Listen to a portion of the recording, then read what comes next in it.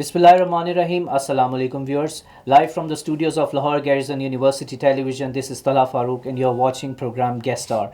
Viewers, today it is a very important and a different program for all of us. You will experience it in a while.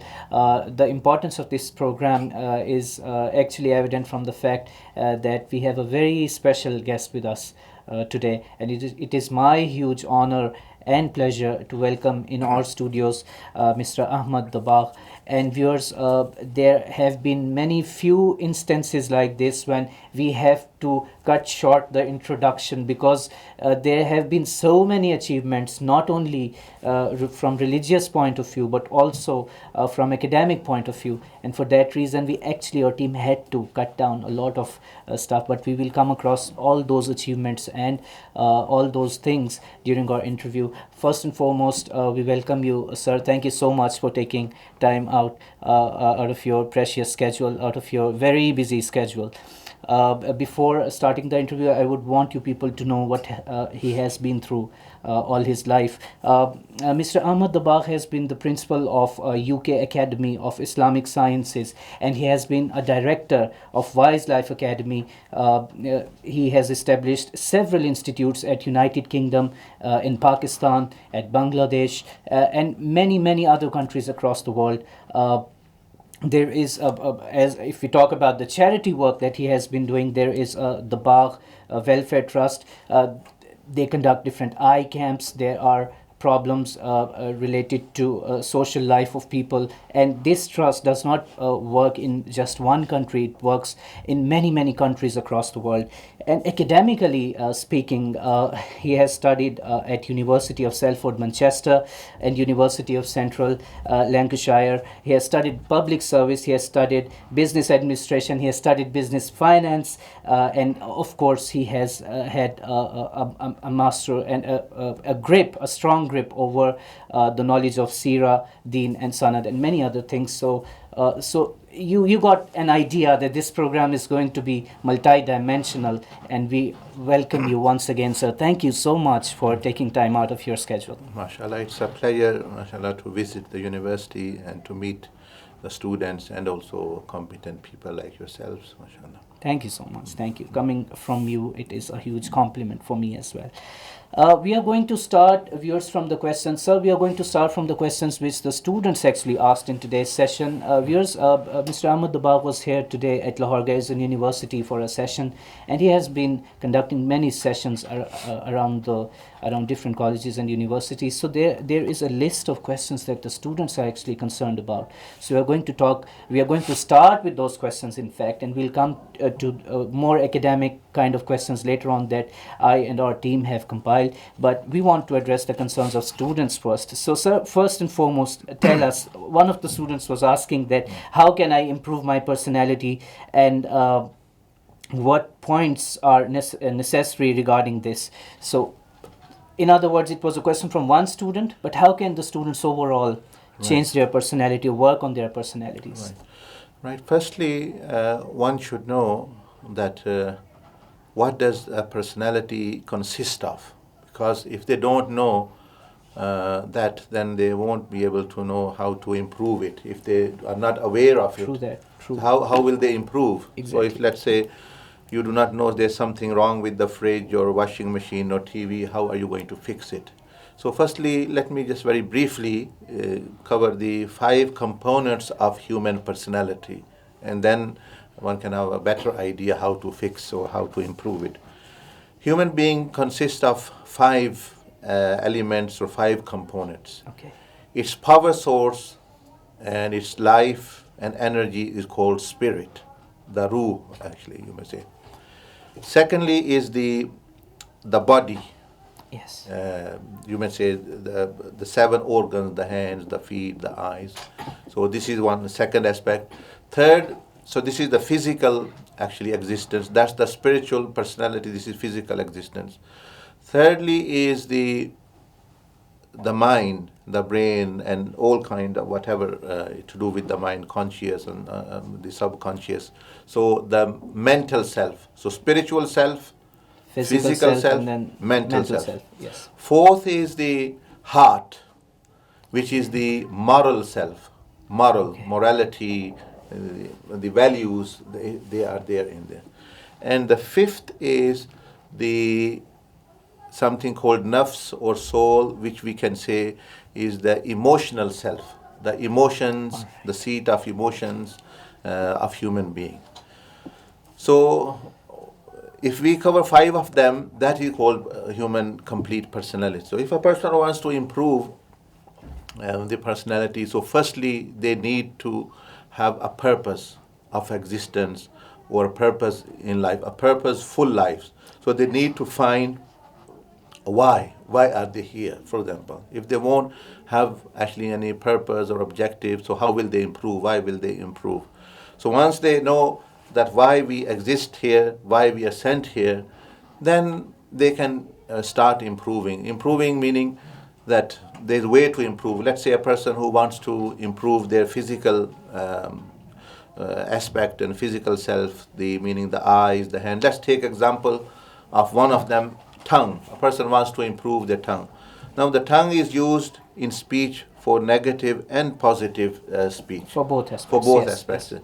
So a person sometimes due to circumstances and habits, and they develop actually certain words, certain ways of speech which are negative.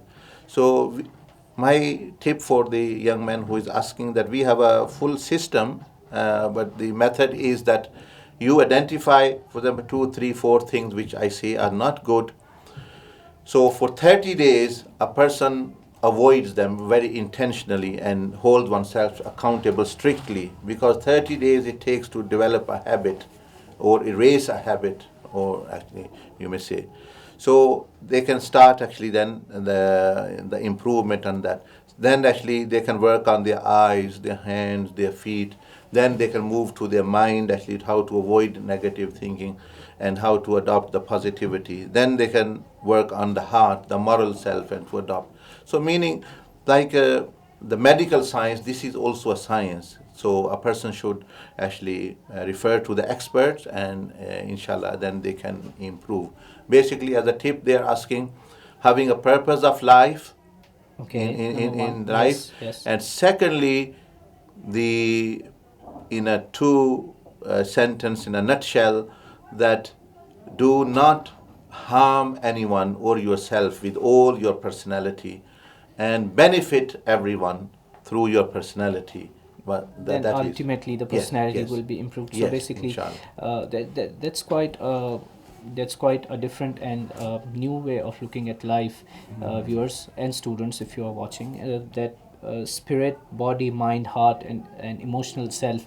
I want to ask one more thing, because this is a question that popped up in my heart and mind right away, that you said that it takes 30 days to develop a habit or to leave a habit. Is it that, yeah, just briefly tell me, because suddenly when we are reminded of 30 days we get afraid that, okay, 30 days, will it be difficult? Is it that easy for Yeah. everyone, or what? No, it's well, to do evil is difficult, I would say. To do good is easy. Let's say a Yes. person who wants to rob a bank, imagine what they have to do. Yeah. They have to plan, they have to hide from the police, they have to hide, meaning if you want to work lawfully, do a business, you are doing. So, yes, people are conditioned to believe that evil is easier and Then good thing is moral thing, yes, yeah, yes. whilst this is not true. This is not true, This yeah. is not true. Prophet Islam said, ad-deen yusr, deen is the name of ease, meaning it tells you the right way of doing things, the easy way of doing things, actually. So So so firstly, 30 days is a concept comes from, as I was mentioned in the lecture, that the manufacturer, the maker, the creator of anything can really tell you how to fix it. So 30 days, now we are in Rajab, and end of Rajab, and Shaban is coming.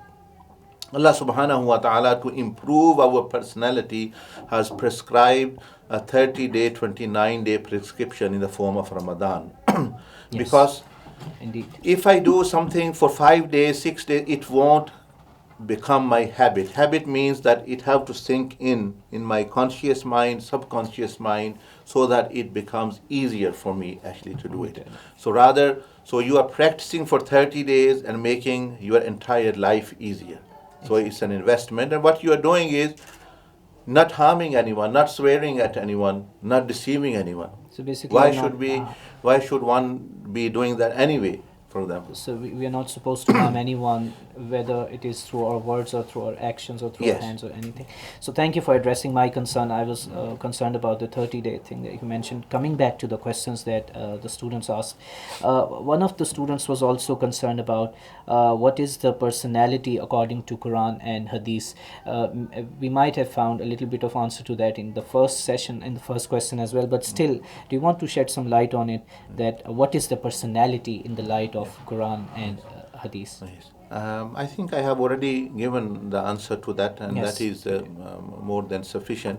That the personality consists of these 5 components: the Exactly, spiritual yes. self, the physical self, the mental self, the moral self, and the emotional self. So all together, that becomes That actually becomes a the personality. whole thing. And all those things can be used in a negative way or a positive way. So the improvement means the work on how to actually use them positively and how to avoid. And as I said, for that there are systems, there are methods, there are techniques, there is meditation, there is reflection, that how to change those things. Yes, introspection and everything. Sir, we all know, the viewers know, and the world knows that this is a mechanical world, and everyone is so busy these days, and they have to conquer different economic as well as social fights every day when they get out of their homes, whether they are students or people belonging to any walk of life. Amidst everything, how do students or any human being build more interest in Islam? This was again asked by one of the students. How can more interest be drawn towards Islam or built in Islam? Yes. Firstly, one should know that if you have a phone, you see, we used to have simple phones, like very basic phones which you The can just telephones, the ones the with mobile phone, okay, the to mobile make, phones, the other let's ones, say, just calls, Yeah. no internet, no facility. Now, if someone offers you a high-tech phone, actually at this time, everyone will take it because you're offering a better alternative. Technology and A better alternative, Yeah. because you can use internet, you can send email, you can do many things, you can watch social media, whatever. The other phone you were so rather those who have, they also keep upgrading after 1-2 years. So now once Yes. you understood this, you said that how can people develop interest in Islam. So now think about this: what Islam is. What is Islam? Islam gives you a better alternative to everything. It doesn't Yes, take away anything, it gives you. So let me give you an example. It stops you from bowing down and worshipping statues made of actually stone and mud, worshipping actually money, worshipping actually evil. But it gives you better alternative. What is that? To worship one true God. Yes. So why wouldn't anyone want, for example, to worship actually the inferior thing which are inferior to human beings? Secondly, for example, it says that don't follow false leaders and actually who are just on an ego trip or whatever, they are just filling their own pockets. It says that don't go to, let's say, these soothsayers and others, and other leaders who are just actually for doing the things for materialistic gains. But it gives you alternative to follow the Prophet Muhammad sallallahu alaihi wasallam. So why wouldn't you, instead of the politicians and other leaders, you want to follow the Prophet alayhi salatu wasallam, who is best in every kind? Islam forbids you to go to devil worshippers, soothsayers, astrologers, and actually, those people who are doing magic and talking about knowing future and things.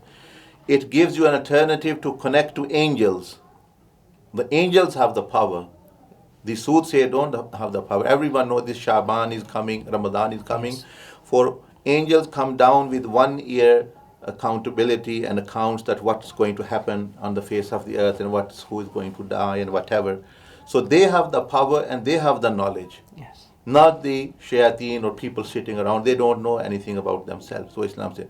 So Islam forbids you from adopting zina, for example, let's say having extramarital relations, because you are harming the honor of someone, you are dishonoring the woman, you are dishonoring yourself. And it gives you a better alternative of nikah, for example. It forbids you from alcohol because it is a drug, and it gives you alternative to drink milk, juice, healthy, or whatever. So in every aspect, so because your question was how to develop interest in Islam, Yeah. it's not just how to develop, it's the reality that you upgrade phone you want a new car, you want a new suit, you want better.